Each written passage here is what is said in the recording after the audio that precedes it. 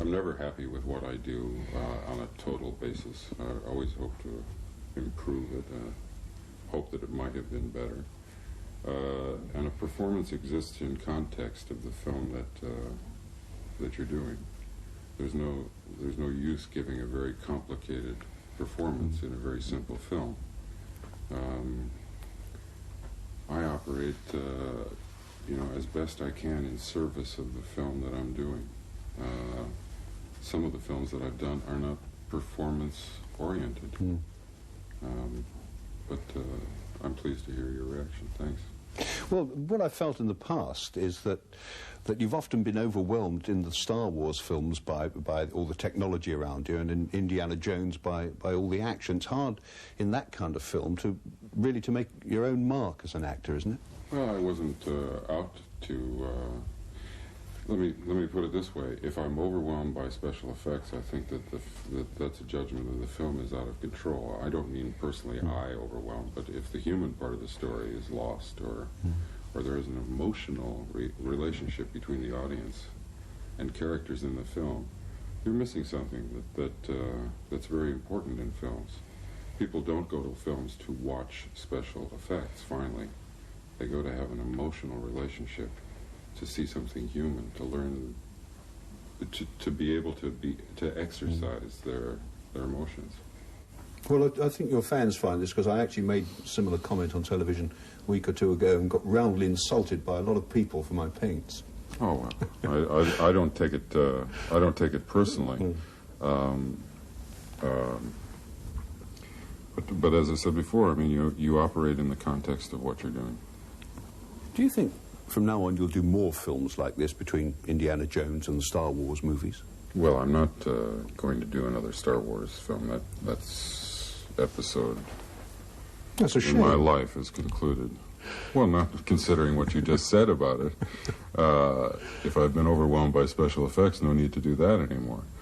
No, that's a chapter in the past, and we're meant to do one more Indiana Jones film. I think that'll be enough. It's always been my ambition to do different sorts of films, play different kinds of characters. It took you a long time, didn't it? I mean, overnight success in your case took about 15 years, is that It was right? a long night. Yeah, it was a long night. Well, I always thought it would. In fact, I came when I was quite young to Hollywood. I didn't know very much about what I was doing. I had to learn. And I expected that it would take some time. I also saw that those that stuck it out, simply by the process of attrition, finally got enough work to make a living. And my only ambition, really, was to have regular work. I never really dreamed of being a movie star, as it were. I only hoped that I'd have regular work. Did you ever think at any time that it wasn't going to happen? Oh, actually not.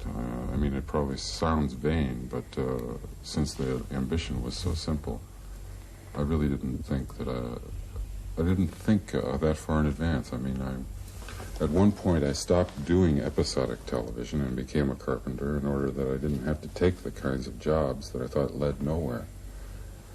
And I held out for better parts in better movies rather than doing television. And in 8 years I did 3 films, but they were American Graffiti and The Conversation. And how embarrassing, I've forgotten what the third one was. I can't think of the third one either. No. But after that period of time, I became known, characterized by those experiences rather than what people had seen me do on television. So the perception of me changed, and also I was more useful after that period of time. I'd learned more about what I was doing, and I'd grown a bit.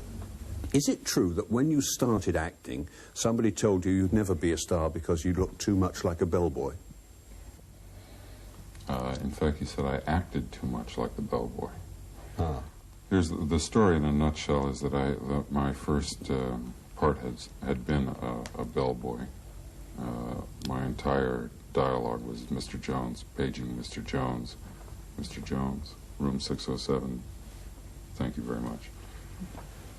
I was called into the office of an executive of Columbia Pictures to whom I was under contract, and told that I was told this story. The gentleman said, the first time Tony Curtis was ever in a film, you took one look at him and you knew that was a movie star. And I said, I thought you were supposed, in my case, to think that that was a bellboy. And that was the crux of the argument that we had. Our relationship deteriorated from that point on, I must say. How do you feel now, when you're a superstar, and you've been in some of the most successful pictures ever made? I get the feeling that you don't really enjoy that part of it. What I enjoy is the ability to pick and choose my projects. I enjoy the work process itself very much. The rest of it is not significant to me. I don't enjoy being a celebrity. I enjoy being an actor. I like the work. I like the fact that I can work on a project for 4 or 5 months and then have the freedom that success has granted me to go away and do something else. I've been very lucky.